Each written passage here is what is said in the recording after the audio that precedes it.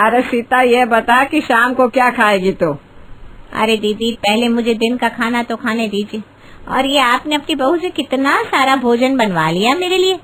अरे कोई बात नहीं, बहुओं का तो यही काम होता है, पकाओ और खिलाओ। जब तक तेरी बहू नहीं आ जाती तब तक तू मेरी बहू का आनंद ले। दीदी, अब ये तो वक्त ही बताएगा कि मेरे नसीब में अच्छी बहू लिखी भी है या नहीं। अरे ऐसा क्यों कहती है? अरे मेरी बड़ी ननद की नई बहू आई है, एक काम नहीं करती। मेरी ननद को ही सारा काम करना पड़ता है। उनका बेटा मनोज भी बेकार निकला, अपनी पत्नी को कुछ नहीं बोलता। बेचारी के ऊपर बहुत तरस आता है। मुझे तो पता ही नहीं था कि उसकी बहू इतनी बेकार है। हाँ दीदी, आप तो बड़ी किस्मत वाली है जो आपको इतनी अच्छी बहू मिली है। देखो तो बेचारी कब से किचन में लगी हुई है। आप जो बोलती हैं तुरंत आपके सामने पेश कर देती है, और तो और आपकी सारी बात भी मानती है। अरे सीता, जरा धीरे बोल, वो सुन लेगी तो वो हवा में उड़ने लगेगी। तू ना उसके सामने ज्यादा उसकी तारीफ मत कर, कहीं ऐसा ना हो कि ये भी तेरी ननद की बहू की तरह बन जाए। अरे हाँ हाँ दीदी। अच्छा सुन, तू तो बता ही नहीं रही कि शाम को क्या खाएगी। ऐसा करती हूँ, बहू से कहकर छोले और तेरे मनपसंद आलू की पुड़िया बनवा देती हूँ। तभी चंद्रा देवी की बेटी वेदिका कॉलेज से आती है। और दोनों बहनों में क्या बातें चल रही है? अरे कुछ नहीं बेटा, बस वही खाने पीने की बात, और क्या। अच्छा, खाने से याद आया, मैंने भाभी को कॉल किया था। आज ना मुझे पास्ता खाने का बहुत मन कर रहा था। मैंने उनसे बोला कि मेरे लिए पास्ता बना दे, तो मैं जा रही हूँ अपना पास्ता खाने। आप दोनों में से किसी को खाना है क्या पास्ता? अरे बेटा, ये पास्ता वास्ता ये तो तुम्हारे जमाने के लोगों के लिए बना है। हमारे जमाने के लोगों के लिए ये सब नहीं बना। हमें तो बस यही पूरी, कचौड़ी, छोले भटूरे यही सब पसंद है। हमारे लिए यही काफी है। वही तो, हम लोग कहाँ पुस्ता खाएंगे। पुस्ता नहीं, पास्ता। देख लो, जिस भोजन का हमें नाम ही नहीं लेना आ रहा है वो हम कैसे खाएं, हाँ? क्या मम्मी, आप भी ना बड़ी फनी हो।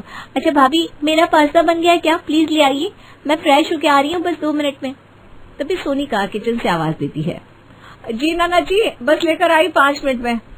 5 मिनट बाद सोनिका अपनी ननद के लिए पास्ता ले आती है, वेदिका पास्ता खाकर। भाभी, क्या गजब का पास्ता बनाया सच में। आपने जितना अच्छा पिछली बार बनाया था ना, उससे भी कई गुना अच्छा बनाया इस बार। Super tasty. शुक्रिया ननद जी। अच्छा बहू सुन, शाम को ना मेरे लिए छोले और मौसी सासू माँ के लिए आलू की पूड़ियाँ बना देना। मम्मी, आपको पता है ना कि मैं डाइटिंग कर रही हूँ, मैं ये सब ऑयली फूड नहीं खाऊंगी। अरे तो तू बता दे क्या खाएगी, तेरी भाभी है ना मास्टर शेफ, बना देगी छट से। अच्छा रुकी, पहले मैं भाभी से तो पूछ लूं कि भाभी इतना सारा आइटम बना पाएंगी कि नहीं। नाना जी, मैं बना लूंगी, अब बताइए आप क्या खाएंगी। वो भाभी, अभी तो मैंने पास्ता खा लिया है, मैं सोच रही हूँ शाम को कुछ हल्का खा लूं। आप ना मेरे लिए वो सैलेड बना देना जो मैंने आपको उस दिन सिखाया था, याद है? वो खीरा और कुछ वेजिटेबल्स मिलाकर, और 1 ग्लास स्मूदी बस। ठीक है नाना जी। फिर क्या, बेचारी सोनिका सभी के पसंद का अलग अलग खाना बनाने लगती है।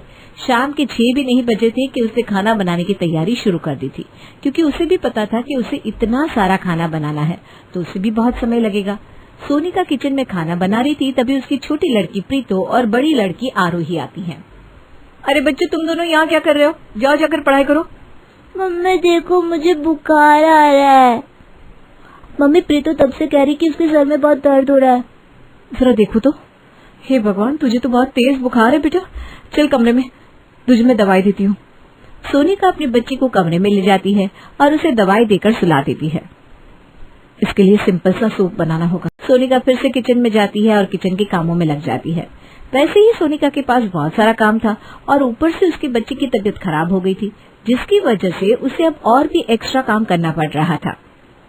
चलो, खाना तो सब बन गया, अब प्रीतो के लिए जल्दी से सूप बना देती हूँ, वो उठ भी गई होगी। सोनिका अपनी बच्ची के लिए सूप बनाती है और सूप लेकर कमरे में जाती है। ले बेटा, ये सूप पी ले। मुझे सूप नहीं पीना, मुझे पूड़ियाँ खानी है। अरे बेटा, तुम्हारी तबीयत ठीक नहीं है ना, तुम अभी पूड़ियाँ नहीं खा सकती। ना मम्मा। अरे प्रीतो, खा लो ना, क्यों मम्मी को तंग कर रही हो? मेरा प्यारा बच्चा, पी ले बेटा। इसी काम में सोनिका को करीब आधा घंटा लग जाता है। तभी देर हो जाने पर सोनिका की सासू माँ उसके कमरे में आती है। अरे बहू, यहाँ है तू? जी मम्मी जी, वो प्रीतो की तबीयत थोड़ी खराब है ना, बस इसीलिए उसे सूप पिला रही थी, अभी आती हूँ। क्या हो गया उसे? पता नहीं क्यों बुखार आ रहा है इसे। मुझे पता है क्यों बुखार आ रहा है, कल इसने रात में ठंडी ठंडी आइसक्रीम खा ली थी ना, वो भी 2 कटोरी। क्या? मुझे तो ये बात पता भी नहीं है। अरे तू किचन में काम कर रही थी ना, इसलिए तुझे नहीं पता चला। चल कोई बात नहीं, प्रीतो को सूप पिला दिया तूने? जी मम्मी जी। अच्छा मैं ये कह रही थी, खाना बन गया हो तो सभी को खाना परोस दे, अब समय हो गया ना खाने का। जी मम्मी जी। 2 मिनट बाद सोनिका किचन में जाती है और सभी के लिए खाना परोस देती है।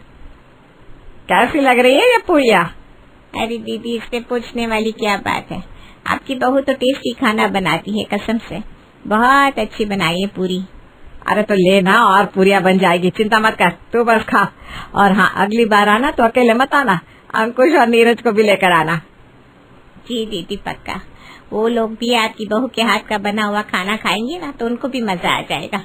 हाँ वो तो है, बस तू उस दिन मुझे पहले ही फोन करके बता देना कि तेरे बच्चों को खाने में क्या खाना है, चुटकियों में सब बन जाएगा।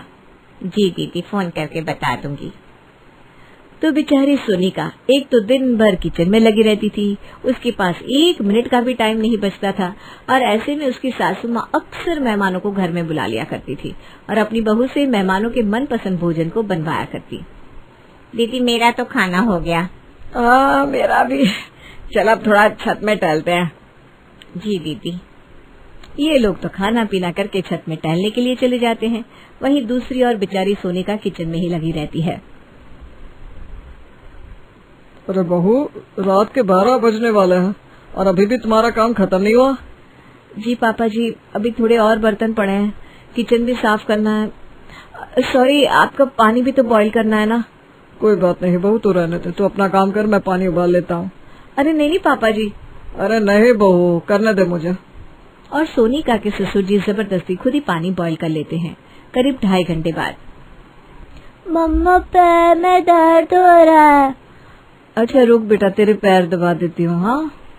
बेचारी थकी हुई सोनिका अपनी बच्ची का पैर दबाने लगती है और ऐसे ही रात के 3 बज जाते हैं। अगली सुबह। अरे बहू क्या हो गया, आज तो लेट उठी तू? जी माँ जी, वो कल काम थोड़ा ज्यादा था ना, इसलिए। अच्छा चल कोई बात नहीं, अब उठ और जल्दी से सारा काम निपटा ले। तेरी मौसी सासू माँ अपने घर जा रही है तो उनके लिए हरे मटर की पूड़ियाँ भी बना देना। जी मम्मी जी। थोड़ी देर बाद। अच्छा भाभी, आपने मेरा डाइट वाला खाना बना दिया? हाँ देवर जी, बन गया है, ये लीजिए। दरअसल सोनिका का देवर थोड़ा दुबला पतला था, इसलिए उसने अपना वजन बढ़ाने के लिए जिम ज्वाइन किया था। इसके अलावा सोनिका के देवर की डाइट भी सबसे अलग थी और इसलिए सोनिका को अपने देवर जी के लिए भी अलग से खाना बनाना पड़ता था। इसके थोड़ी देर बाद चंद्रा देवी की छोटी बहन सीता देवी अपने घर चली जाती है। बहू, मेरे छोटे भाई की बड़े बेटे की अभी शादी हुई है ना, तो मैं सोच रही थी उन लोगों को घर में बुला लूं और नया दूल्हा दुल्हन को खाना भी खिला दूं। अच्छा नहीं लगता ना, शादी को 1 महीना हो गया और मैंने एक बार भी उन्हें यहाँ खाने पर नहीं बुलाया। तो मम्मी जी कब तक बुलाएंगे आप उन लोगों को? सोच रही हूँ 5 दिन बाद बुला लूं और सीता को भी बुला लूंगी, इसी बहाने अपने छोटे भाई से मिल लेगी वो। जी मम्मी जी। चंद्रा देवी महीने में 2-3 बार तो घर में मेहमानों को बुला ही लिया करती थी।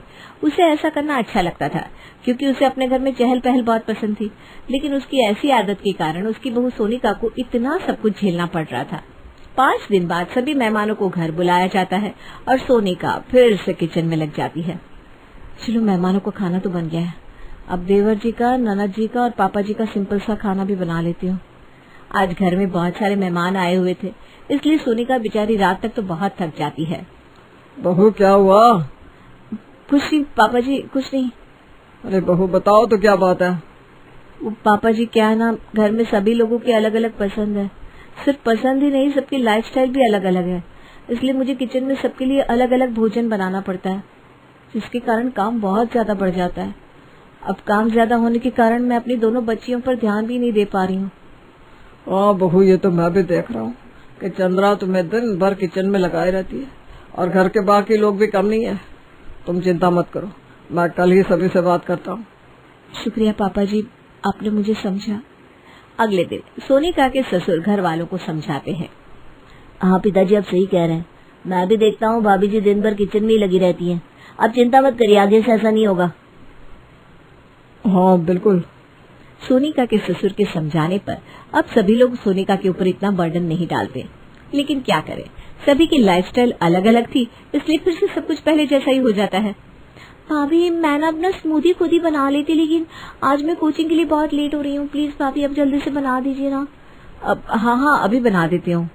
बेचारी सोनिका किचन का काम कर रही थी, वो काम छोड़कर अपनी ननद के लिए स्मूदी बनाने लगती है। कुछ दिन के लिए तो मुझे आराम मिला, लेकिन अब फिर से वही सब शुरू हो गया।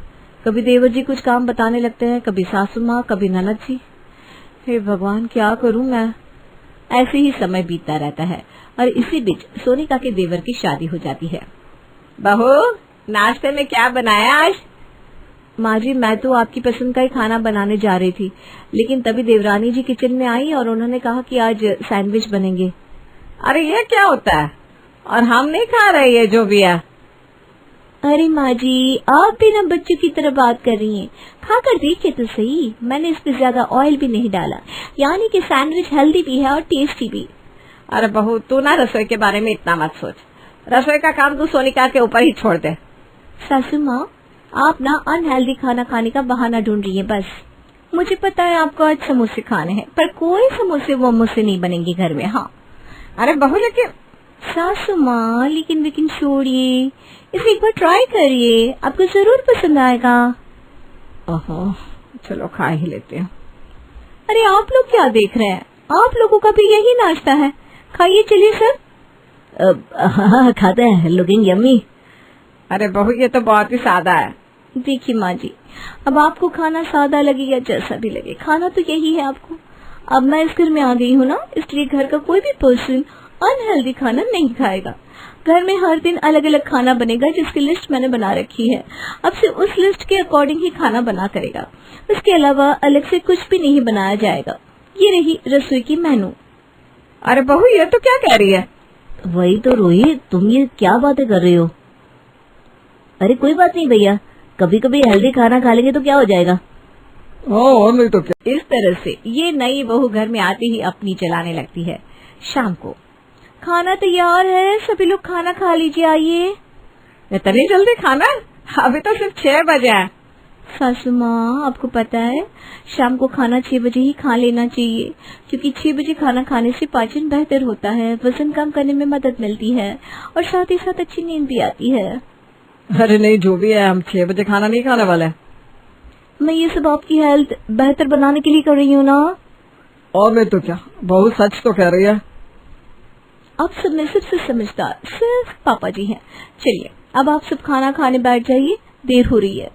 फिर क्या, नई बहू रानी की जिद के सामने सभी को झुकना पड़ता है और सभी लोग 6 बजे खाना खा लेते हैं।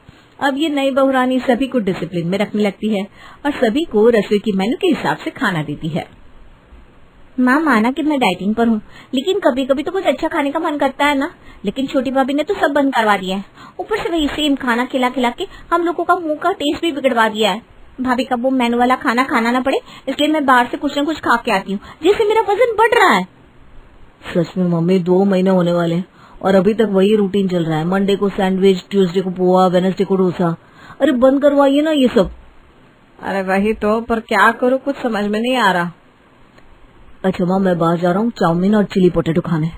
तो अब ये परिवार छोटी बहू की स्ट्रिक्ट रसोई की मेनू से परेशान हो गया था और बाहर का ही खाना खाने लगा था, जिससे इन लोगों की तबीयत धीरे धीरे बिगड़ने लगती है। अरे मम्मी देखो ना, अरे मम्मी देखो ना, बाहर का खाना खाकर मेरे चेहरे की क्या हालत हो गई है, कितने पिंपल निकल गए हैं। वही तो बेटा, मेरा भी पेट अक्सर खराब रहता है। हाँ माँ मैंने अपना बीपी नपाया तो बहुत बढ़ गया है। अरे तू चिंता मत कर बेटा, आज के आज ही मैं छोटी बहू से बात करती हूँ। छोटी बहू इधर आना। तो दोनों बहुएं आती हैं। छोटी बहू तुम ये जो भी कर रही हो ना बंद कर दो, बहुत हो गया। तुम्हारी वजह से हम सब बाहर का खाना खाने लगे हैं, जिससे हम सबका स्वास्थ्य बिगड़ता जा रहा है। और तो और सभी लोग खाने के लिए चुपचाप अलग अलग टाइम पर घर से निकल जाते हैं, जिससे हम लोग एक साथ बैठकर खाना भी नहीं खा पा रहे। हाँ माँ। सासू माँ लेकिन जिठानी जी और मेरे पति भी तो रसोई के मेनू के हिसाब से वही खाना खा रहे हैं, उन्हें तो कोई दिक्कत नहीं होती। देवरानी जी माफ कीजिएगा, लेकिन हम भी चुपचाप बाहर से ही खाना खा रहे हैं और आपसे बार बार झूठ बोल रहे हैं कि हमारी तबीयत सही नहीं है। हाँ रोही, मैं भी सबकी तरह चुपचाप बाहर से खाना खा कर आता हूँ। तुम कह रही थी ना मैं चुपचाप कहाँ जाता हूँ, तो बस खाना खाने जाया करता हूँ। क्या आप दोनों भी? तो ठीक है, मैं रसोई की मेन्यू बदल दूंगी, लेकिन हाँ, आप सबको कुछ चीजें तो फॉलो करनी ही पड़ेगी। तो अब सभी की अंडरस्टैंडिंग के साथ ये प्रॉब्लम सॉल्व हो जाती है। सभी लोग बाहर का खाना खाना छोड़ देते हैं और साथ में बैठकर हेल्दी खाना खाते हैं और सोने से पहले दूध भी पीते हैं। फिर क्या, छोटी बहू की रसोई की हेल्दी मेनू चार्ट फॉलो करने के कारण सभी लोग फिर से पहले जैसे हेल्दी हो जाते हैं। एक दिन मोहल्ले की कुछ औरतें आपस में मंडली बनाकर बातें कर रही थी, जिसमें सबकी सास मिलकर अपनी अपनी बहू की अच्छाई और बुराई कर रही होती है। उसी मंडली में शामिल थी हमारी उषा जी। अरे बहन, आजकल की बहू की क्या ही बात करें। अरे बहू तो हमारे जमाने में थी, हम भी तो कभी बहू रह चुकी हैं, पर मजाल है कि हमने अपनी सास के सामने ऊंची आवाज में भी बात की हो। लेकिन आजकल की बहू को देख लो। उषा बहन, अब मैं अपनी बहू की क्या ही बताऊं। पूरा मोहल्ला जानता है कि मेरी बहू लड़ने में कितनी आगे है और खर्चीली तो इतनी ज्यादा है कि तौबा तौबा। सही कहा बहन तुमने, तुम्हारी जैसी बहू से तो भगवान ही बचाए। भगवान का शुक्र है कि मुझे इतनी अच्छी बहू मिली है। वो बात अलग है कि वो मेरे साथ रहना कम पसंद करती है, आ जाती है महीने में 1-2 बार मुझे देखने के लिए, पर इस तरह से लड़ती तो नहीं। अरे सबके घर की एक ही कहानी है, जिसे देखो वो आजकल पैसों के पीछे भाग रहा है, पर मेरे घर की गंगा तो उल्टी ही बहती है। मेरी बहू नताशा और सुमन दोनों ही हर समय यह सोचती है कि कैसे पैसे खर्च करूं। अभी उषा ने अपनी बहू की बुराई शुरू ही की थी कि तभी उसकी बहू का एक पार्सल घर आ जाता है। ये उषा देवी का घर कौन सा है? एक पार्सल आया है उनके घर। अरे भैया, मैं ही हूँ उषा देवी। तुम मेरे घर जाकर क्या करोगे जब मैं तुम्हें बाहर ही मिल गई? हो ना हो, ये ऑर्डर जरूर मेरी खर्चीली बहू का ही होगा। ऑर्डर करती है पर नाम मेरा डालती है, मानो जैसे मैं सारे ऑर्डर करती हूँ। मैम, आप अपना पार्सल ले लीजिए, मुझे दूसरा पार्सल भी देना है, और एक बार OTP बता दीजिए, फोन पर आया होगा। अरे 5 मिनट तो दो बेटा, मैं अपनी बहू को फोन करके पूछ लेती हूँ। उषा अपनी बहू को फोन करके OTP नंबर पार्सल वाले को बता देती है, पर खुद अपनी मंडली छोड़कर नहीं जाती और कुछ देर बाद पार्सल लेकर घर पहुंचती है, जहां उसकी बहू नताशा अपनी सास के हाथ से जल्दी से पार्सल लेकर खोलती है, जिसमें एक बहुत ही सुंदर साड़ी निकलती है। उस साड़ी को देखकर नताशा अपनी सास से कहती है, क्यों माँ जी, ये साड़ी देखकर आपका भी मन डोल गया ना? सच में नताशा, तुमने तो बहुत अच्छी साड़ी ऑर्डर करी है, मुझे क्यों नहीं बताया? मैं भी ले लेती इसमें की एक साड़ी, फिर हम दोनों बाहर निकलते तो लोग भी देखकर जलते कि देवरानी जिठानी के बीच में कितना प्यार है। लोगों का तो पता नहीं बहू, पर तुम दोनों के इस फिजूल के खर्चे से मुझे बहुत जलन होती है। जा देखो, तुम्हारा जोमेटो, स्विगी, अमेजोन, फ्लिपकार्ट और पता नहीं कौन कौन से ऐप से शॉपिंग चलती रहती है। अरे इतनी शॉपिंग इंसान 1 साल में नहीं कर पाता जितनी तुम दोनों मिलकर 1 हफ्ते में कर डालती हो।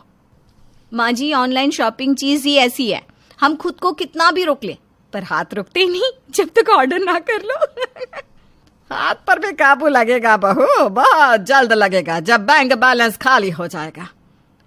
तब सभी सामान इन ऐप से खरीद रही हो ना, पर कुछ दिन बाद इन्हीं ऐप पर तुम अपने सामान को बेचोगी भी। क्या माँ जी, आप हमेशा की तरह आज फिर से हमें लेक्चर देने लगी, पर आज आपने हमसे एक बार भी नहीं पूछा कि साड़ी मैंने ऑर्डर क्यों करी। इसलिए नहीं पूछा नताशा बहू, क्योंकि अब मुझे समझ में आ चुका है कि तुम दोनों के दिमाग में बुद्धि नहीं है, पर मेरे पास तो बुद्धि है। हाँ, सही कहा माँ जी आपने, आपके पास बुद्धि है इसीलिए आप दिमाग से सोचती है, पर हमारे पास तो एक प्यारा सा दिल है और इसलिए हम ना हमेशा अपने दिल की सुनते हैं। और मेरे दिल ने कहा ये साड़ी आप पर खूब जचेगी, इसलिए मैंने ये साड़ी सिर्फ और सिर्फ आपके लिए ऑर्डर करी।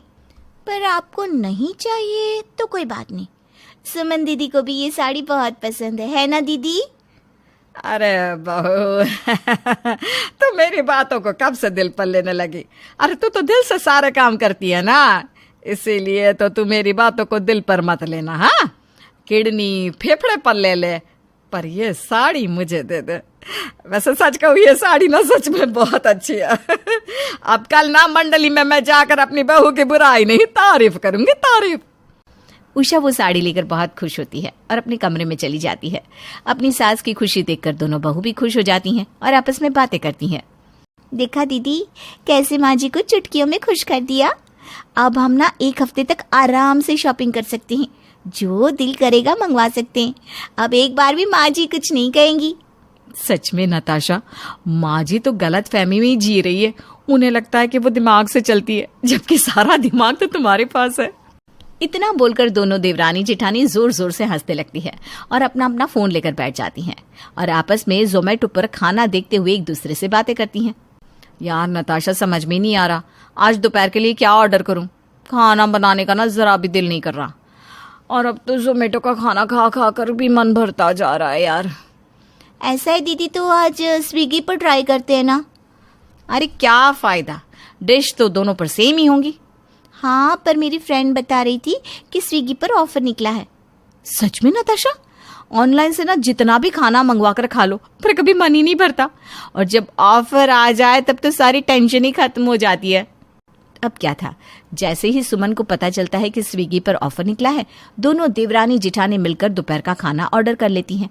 पर क्योंकि उषा को उसकी फेवरेट साड़ी मिल चुकी थी, इसलिए वो अब एक शब्द नहीं बोलती। देखते ही देखते एक हफ्ता बीत जाता है और एक दिन सुमन और नताशा डोमिनो से पिज्जा ऑर्डर करती हैं। इस बात से बेखबर उषा आराम से टीवी देख रही होती है कि तभी उसके घर की टिंग टोंग घंटी बजती है। अरे इस वक्त कौन हो सकता है? कोई सही से मुझे टीवी भी नहीं देखने देता। उषा दरवाजा खुलती है और देखती है कि पिज्जा वाला हाथों में पिज्जा लिए खड़ा है। मैम, ये आपका ऑर्डर, आपके टोटल 600 रुपये हो गए। क्या 600 का पिज्जा? अरे भाई साहब, आपको कोई गलत फहमी हो गई होगी। आप ना गलत जगह पहुंच गए हैं। हमारे घर में पिज्जा बिज्जा कोई नहीं खाता। पर एड्रेस तो इसी घर का है मैम, और नाम है उषा देवी। ये जरूर इन दोनों कलमुही का काम है। इन दोनों ने तो ससुराल को गुल्लक समझा हुआ है। जब दिल करता है फोड़ कर सारे पैसे खर्च कर लेती है। आने दो इन दोनों को, आज इन्हें खिलाती हूँ मैं पिज्जा। भाई साहब 5 मिनट रुकिए, अभी पेमेंट करती हूँ। उषा पिज्जा वाले को उसके पैसे देकर भेज देती है और खुद जबरदस्ती सारा पिज्जा अकेले ही खत्म कर जाती है। थोड़ी देर बाद जब नताशा और सुमन घर आते हैं और खाली पिज्जा का बॉक्स देखते हैं तो उन दोनों के होश उड़ जाते हैं और वो दोनों अपनी सास से कहती हैं, माँ जी, पिज्जा वाला घर आया और आपने हमें फोन करके बताया भी नहीं, और 600 का पिज्जा आप अकेले खा गई। आप कब से इतनी खबू बन गई? पिज्जा के 600 तो मैंने अकेले भरे थे, तो पिज्जा भी मैंने अकेले खाया। अब से तुम दोनों जो कुछ भी ऑर्डर करोगी वो सामान मैं रखूंगी। अगर तुम दोनों को अपनी चीज खुद चाहिए तो खुद पैसे भरना और खुद अपनी डिलीवरी अपने हाथों से लेना। तुम दोनों ऐसा नहीं सुधरने वाली। अब मुझे अपनी उंगली टेढ़ी करनी ही पड़ेगी। उषा अपनी बहू को सबक सिखाने के लिए अकेले 600 रुपये का पिज्जा खा तो लेती है, पर शाम तक उसकी तबीयत खराब हो जाती है, जिसके बाद वो 2 दिन तक खाने का नाम भी नहीं लेती। अब इसी तरह से कुछ दिन बीत जाते हैं और उषा वो हर कोशिश करती जिससे उसकी बहुएं सुधर जाए, पर उसकी बहुएं नहीं सुधरती। अब ऐसे ही एक दिन फिर से उषा अपनी मोहल्ले की कुछ औरतों के साथ अपनी मंडली में बैठी थी। तभी फिर से एक और डिलीवरी बॉय आता है। फ्लिपकार्ट से डिलीवरी आई है किसी की। और इस गली में उषा बहन की बहुओं के अलावा और कौन है जो अमेज़न, फ्लिपकार्ट और जोमेटो जैसी चीज से सामान ऑर्डर करता है? हाँ भैया, किसका घर ढूंढ रहे हो? किसके घर तुम्हें अपनी डिलीवरी पहुंचानी है? उषा देवी का घर कौन सा है? उनके घर आया है पार्सल। मैंने तो पहले ही कहा था ये डिलीवरी उषा बहन की ही घर की होगी। उषा बहन अपना पार्सल ले लो। क्या पता इस बार फिर से तुम्हारी बहू ने तुम्हें खुश करने के लिए कोई महंगी चीज ऑर्डर की हो। भैया मैं ही हूँ उषा देवी, दे दो मुझे पार्सल और जाओ।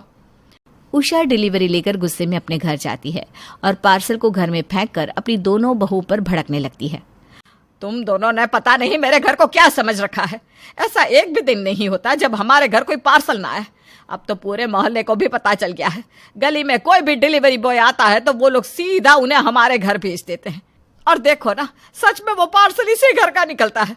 अरे किसी और को भी मौका दे दो ताकि ये पार्सल उनके भी घर पहुंच सके। माँ जी, दिवाली आ रही है इसलिए हमने सोचा इस बार घर के लिए कुछ ऑर्डर करें।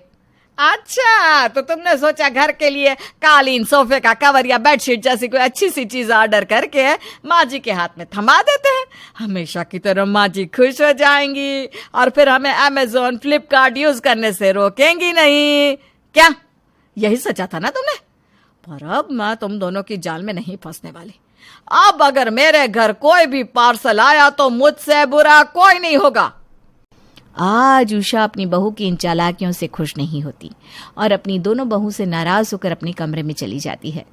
उषा का पहली बार ऐसा गुस्सा देखकर दोनों बहुएं डर जाती है, पर फिर भी वो दोनों अपनी हरकतों से बाज नहीं आती। अब इसी तरह से 2 दिन बीत जाते हैं और इन 2 दिन में एक भी दिन उषा के घर कोई पार्सल नहीं आता। पर नताशा और सुमन अब भी अमेज़न पर घर के लिए कुछ डेकोरेशन की चीज देख रही होती है, तभी वहां उषा देवी आ जाती हैं। क्या कर रही हो तुम दोनों? फिर से दोनों अमेज़न खोल कर बैठ गई। माँ जी, हम आपकी इज्जत करते हैं। आपने मना किया इसलिए हमने 2 दिन से कुछ ऑर्डर नहीं किया। पर क्या अब हमें अमेज़न और फ्लिपकार्ट पर कुछ देखने से भी मनाही है? हम कुछ देख भी नहीं सकते? एक बार आप भी देखिए ना, कितने प्यारे लग रहे हैं ये पर्दे जो खिड़की और दरवाजों के लिए हाथों से बनाए गए हैं। इतना बोलकर नताशा उषा के हाथ में फोन थमा देती है। अब उषा भी अपनी दोनों बहू के साथ बैठकर अमेज़न पर कभी साड़ी तो कभी चप्पल तो कभी पर्स देखने लगती है। अब इसी तरह से कुछ दिन बीत जाते हैं और अब उषा देवी भी अपनी बहू के साथ हर समय फ्लिपकार्ट तो कभी अमेज़न पर, कभी घर के लिए तो कभी अपने लिए सामान देखना शुरू कर देती है। यहाँ तक कि अब उषा देवी खुद मार्केट ना जाकर सब्जी भी साथ में ही ऑनलाइन ऑर्डर करने लगती है।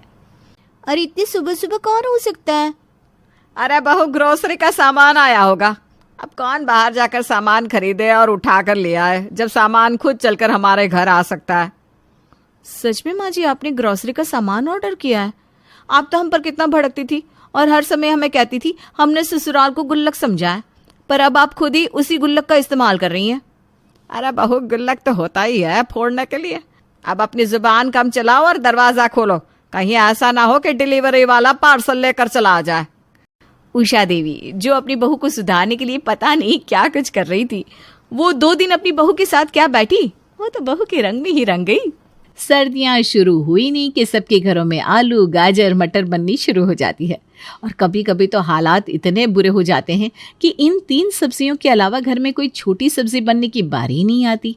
ऐसी ही समस्या चल रही है आजकल पुष्पा निवास में। अरे भाभी, जल्दी से नाश्ता ला दो, देर हो रही है ऑफिस के लिए। हाँ भाभी प्लीज जल्दी, मुझे भी कॉलेज जाना है। अरे हाँ भाई, ला रही हूँ। ये लो, सब गर्मा गर्म पराठे खाओ। अरे वाह, पराठे गोभी के बनाए, क्या बात है। अरे नहीं, गाजर के बनाए। क्या गाजर के पराठे? हाँ, गाजर के पराठे। जब बाकी सब्जियों के पराठे बन सकते तो गाजर के क्यों नहीं बन सकते? और कल आलू के पराठे बनाए थे तो मैंने सोचा आज गाजर के बना लेती हूँ। अच्छा ठीक है भाभी, अभी जो भी बनाया है दे दो। सब लोग सुबह सुबह गाजर के पराठे खाकर निकल जाते हैं, लेकिन ऑफिस जाकर जब नितिन अपना टिफिन खोलता है, अरे नहीं यार, फिर से आलू गाजर मटर की सब्जी। हफ्ते में 5 दिन इसके अलावा और कुछ बनता ही नहीं। अलग बनता है तो वो है आलू मटर, गाजर मटर। ये सब्जियां खा खा कर मेरा दिमाग खराब हो गया। अरे क्या हो गया तुझे, क्यों इतना गुस्सा कर रहा है? अरे कुछ नहीं यार, बस रोज रोज एक सब्जी खाकर पक गया हूँ मैं। अच्छा चल कोई ना, तू मेरी सब्जी खा ले। ठीक है, लेकिन तू क्या लेकर आया? गाजर आलू मटर। वाह, अभी अभी मैंने भी तो यही बोला कि आलू गाजर मटर या गाजर आलू मटर, सब्जी तो एक ही है। सब्जी का नाम आगे पीछे करने से सब्जी थोड़ी ना बदल जाएगी।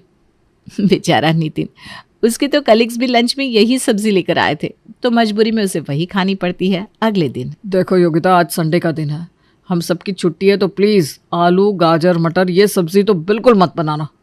अरे आप बिल्कुल भी चिंता मत करो, मैं आलू गाजर मटर की सब्जी नहीं बनाऊंगी। आज छुट्टी है ना, तो मैं घर पर वेज बिरयानी और रायता बनाऊंगी।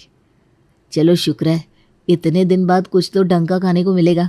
योगिता किचन में जाकर वेज बिरयानी और रायता बनाती है और थोड़ी देर बाद टेबल पर खाना सर्व करती है। मम्मी जी, पापा जी, नितिन जी, सब लोग खाने के लिए आ जाइए। दाक्ष, आशा, तुम भी आ जाओ। अरे वाह बहू, बिरयानी की खुशबू तो बहुत अच्छी आ रही है। हाँ भाभी, आज तो खाना खाने का मजा ही आ जाएगा। सब लोग बैठते हैं और योगिता उनकी प्लेट में खाना सर्व करती है। तभी बिरयानी देखते ही सबका माथा ठनक जाता है। अरे भाभी, ये क्या कर दिया? बिरयानी में भी आलू गाजर मटर डाल दिए? अरे चलो डाले तो डाले, लेकिन कुछ और सब्जियां भी तो डाल देती। बेटा, आलू और मटर तो मुझे बिरयानी में फिर भी समझ में आ रहे हैं, लेकिन गाजर, बिरयानी एकदम चटपटी है, उसमें ये मीठी मीठी गाजर बिल्कुल भी अच्छी नहीं लगेगी। अरे पापा जी, आप एक बार खाकर तो देखिए, आपको बहुत अच्छी लगेगी। और साथ में रायता भी तो है। चलो शुक्र है, रायता तो है, वही दे दो जल्दी से भाभी। योगिता सबको रायता डालकर देती है, पर किसी को समझ में नहीं आता कि आखिर वो रायता है किस चीज़ का। अरे बहू, ये किस चीज़ का रायता बनाया तूने? पापा जी, मैंने आज मटर का रायता बनाया है। हैं? मटर का रायता? ये कब से बनने लग गया बहू? अरे पापा जी, खाने में कुछ न कुछ इन्वेंशन तो करनी ही पड़ती है ना, और ये सच में बहुत टेस्टी बना है। आप एक बार खाकर तो देखो। सोचा था छुट्टी वाला दिन है, मस्त बिरयानी और रायता खाऊंगा, लेकिन उसमें भी मटर, गाजर, आलू और मटर का रायता। हे भगवान, ये भाभी क्या क्या बना रही है। कुछ दिन बाद योगिता, सच सच बताना, तुमने खाने में क्या बनाया है? अगर आज तुमने आलू गाजर मटर या आलू मटर या गाजर मटर ऐसा कुछ भी बनाया है तो मैं नहीं खाने वाला। अरे नहीं नहीं नहीं, आज मैंने ऐसी कोई सब्जी नहीं बनाई।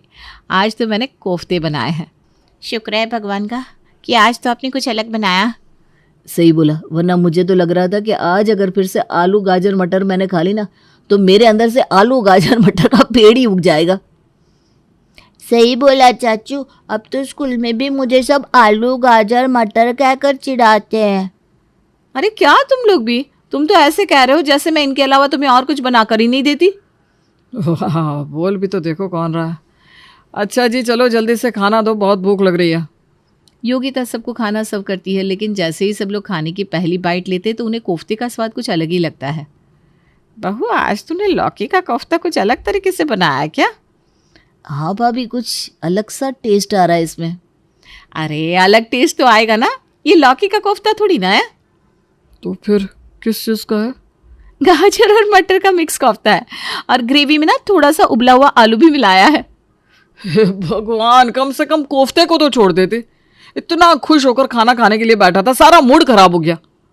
अरे क्या मूड खराब हो गया? अब जब तक नहीं बताया था तब तक आपको पता लगा था क्या कि इसमें आलू गाजर मटर है? तब तो आप बड़े आराम से खा रहे थे, अभी पता चल गया तो नखरे कर रहे हो। अरे बहू, लेकिन इसका टेस्ट सच में बहुत अजीब लग रहा है। हाँ मम्मा, दादी बिल्कुल ठीक कह रही है। कोफ्ते तो लौकी के ही अच्छे लगते हैं, या फिर मलाई कोफ्ता। ये तो कुछ समझ में नहीं आ रहा क्या है, मैं नहीं खाऊंगा। हाँ भाभी, प्लीज़ आप अचार ला कर दे दो, मैं उसी के साथ रोटी खा लूँगा। तुम लोगों को पता नहीं नखरे कितने। लाती हूँ अचार। योगिता अंदर से अचार लाती है और अचार देखकर सबका मूड और ज़्यादा खराब हो जाता है, क्योंकि अचार भी किस चीज़ का था? आलू का, गाजर का और मटर का। अरे यार, अचार भी आलू गाजर मटर का। घर में कोई ऐसी चीज खाने की बची है जिसमें ये चीजें ना हो? और यार, गाजर का अचार तो फिर भी चलो समझ में आता है, लेकिन आलू और मटर का भी अचार बना दिया तुमने। भैया, मुझे तो लगता है भाभी ने आलू गाजर और मटर की डिशेस बनाने में पीएचडी कर ली है, इसीलिए एक्सपेरिमेंट पर एक्सपेरिमेंट करती जा रही है। लेकिन आपके एक्सपेरिमेंट्स हम पर भारी पड़ रहे हैं। प्लीज ये सब्जियां बनाना बंद कर दो। अरे क्या बनाना बंद कर दो? सर्दी में ही तो ये सब्जियां आती है, और आलू तो मैं सब्जी में इसलिए डालती हूँ क्योंकि वो सभी सब्जियों के साथ जाता है। अब खा लो चुपचाप। अभी तो हम खाना खा रहे हैं, लेकिन अगर फिर से तुमने ऐसा कुछ बनाया ना तो पक्का बता रहा हूँ, घर में नहीं खाना खाऊंगा मैं। अच्छा अच्छा ठीक है।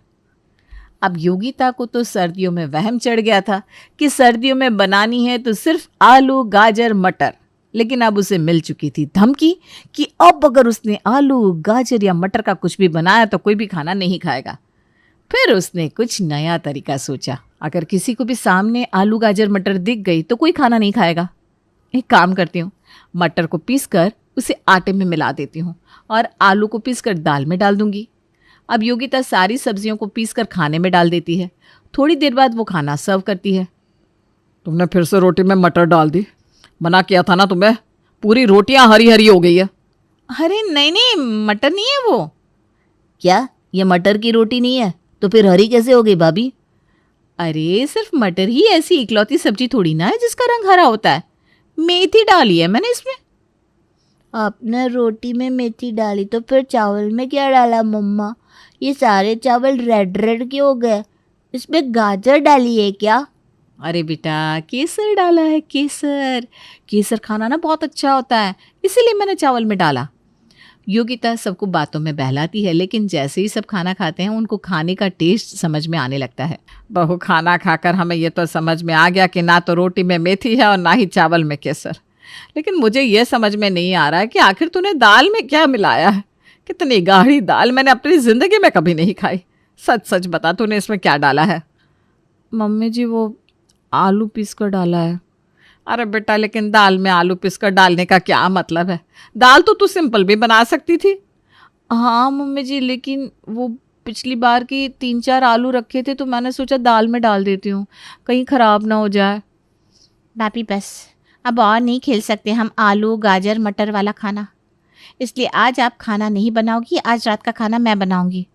अरे लेकिन नहीं नहीं, लेकिन वेकिन कुछ नहीं, आज रात का खाना आशा ही बनाएगी, और खबरदार तुम किचन में भी गई तो। अब आशा शाम को किचन में खाना बनाने के लिए जाती है, लेकिन उसे किचन में गाजर मटर और आलू के अलावा चौथी कोई सब्जी दिखती नहीं, यहाँ तक कि छोले राजमा और दाल भी नहीं। अरे हद हो गई यार, इसके अलावा किचन में और कुछ है ही नहीं। लेकिन मैं हार नहीं मानूंगी, अभी ऑनलाइन सब्जी ऑर्डर करती हूँ। आशा ऑनलाइन सब्जी ऑर्डर करने लगती है, लेकिन आलू गाजर और मटर के अलावा और कोई सब्जी ऑनलाइन स्टॉक में थी ही नहीं। हे भगवान, क्या मुसीबत है। मुझे तो ऐसा लगता है कि पूरी कायनात हमारे पीछे पड़ गई है कि हम लोग खाएं तो सिर्फ आलू गाजर और मटर। बताओ, ऑनलाइन भी कोई और सब्जी नहीं मिल रही। कोई बात नहीं, मैं मार्केट जाकर लेकर आती हूँ। आशा मार्केट से सब्जी लेने जाती है, लेकिन वहां पर भी उसे हर ठेले पर आलू गाजर और मटर के अलावा कुछ नहीं मिलता। अरे भैया, दुनिया में सारी सब्जियां खत्म हो गई है क्या? जो इस आलू गाजर मटर के अलावा पूरी मार्केट में कुछ और है ही नहीं। अरे नहीं नहीं दीदी, थोड़ी देर पहले आती तो बहुत सारी सब्जियां मिल जाती, अभी शाम तक ना सारी सब्जियां खत्म हो जाती है। पहले पता होता तो आती नहीं, खामखा इतनी दूर आई थी, फिर भी कुछ नहीं मिला। पर कोई बात नहीं, मैं डेयरी जाकर पनीर ले लेती हूँ, पनीर लबाबदार बना लूँगी। आशा डेयरी वाले के पास पनीर लेने जाती है तो उसे वो भी नहीं मिलता। अरे हद हो गई, रोज़ तो तुम्हारे पास इतना सारा पनीर बचा रहता है और आज मुझे पनीर चाहिए तो तुम्हारे पास नहीं है।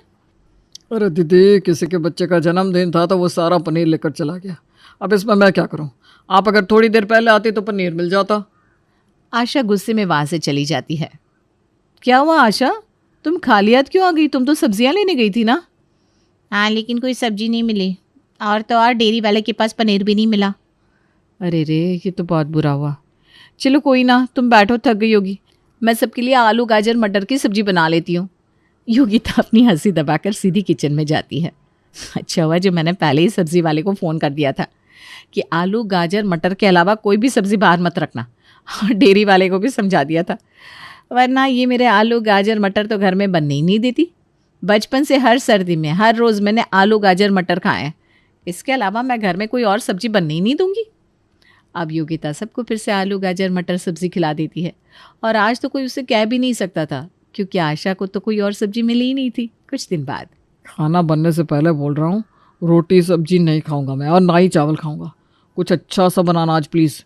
वैसे भी इतनी ठंड में कुछ गर्मा गर्म अलग सा खाने का मन कर रहा है, ऊपर से ज़ुकाम हो गया है सो अलग।